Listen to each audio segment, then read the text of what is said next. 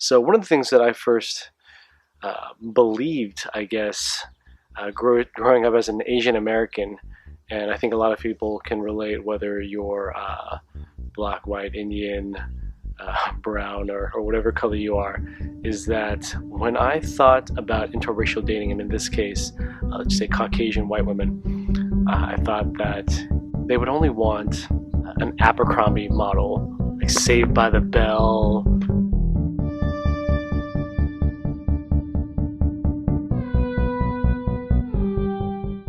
When I would think of, or I would see, an attractive blonde or brunette or even Hispanic or whatever other woman, I would always think, what, they wouldn't want me. They'd want a white guy. He'd probably be like 6 feet tall, and he'd be maybe brunette, maybe even blonde. He'd be chiseled buff, but not too buff. And if he was actually really ripped, like those muscle magazines, even better. When they were imagining their ideal guy, it probably wouldn't be me. Let's talk about the reality of the situation. I'm in Los Angeles, California, or Orange County, Los Angeles County, and the reality of the situation is that when they picture their ideal, it's probably not me. Why did that happen? That happened because where we're at here, the fact of the situation is that we're socialized. Media, commercials, billboards, magazines, social media, it's everywhere. When you walk into an Abercrombie Fitch, now, and as of making this program, this video, we are becoming more of a diverse culture. And if you walk into an Abercrombie store, you will sometimes see an Asian model or an Hispanic model. So we're changing. But as of now, the majority of these ideals on these billboards are still Caucasian men.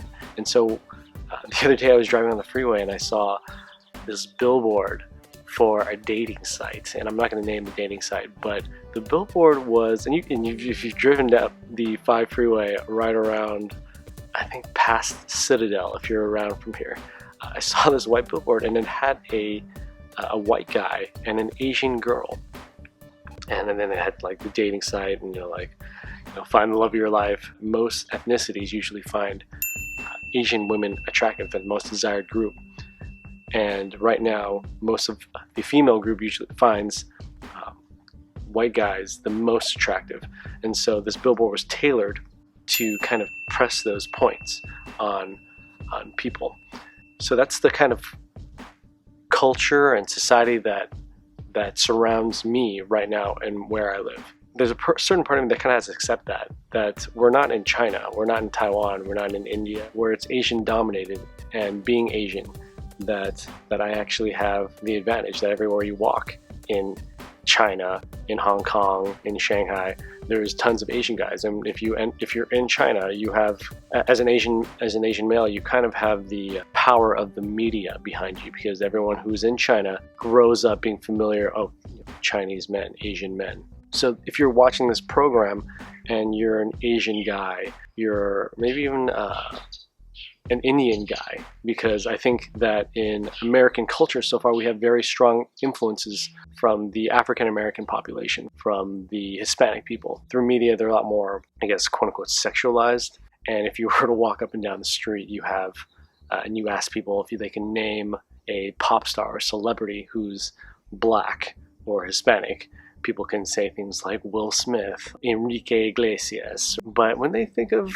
Asian celebrity, we got Jackie Chan, kind of a goofball, not very sexual, totally funny, great martial artist, but not really a sexual icon. And then a lot of people are like, what's that other guy? Jet Li, which is actually pretty rare. And then some people are like, oh yeah, Bruce Lee. The truth of the matter is that there is this kind of ideal where if you're not Asian, or if you're white, and as an Asian man, if you're looking at white women, they're probably imagining their ideal as somebody else, not me. You're probably right that we as Asian men are what they're dreaming about at night. That's just not the case.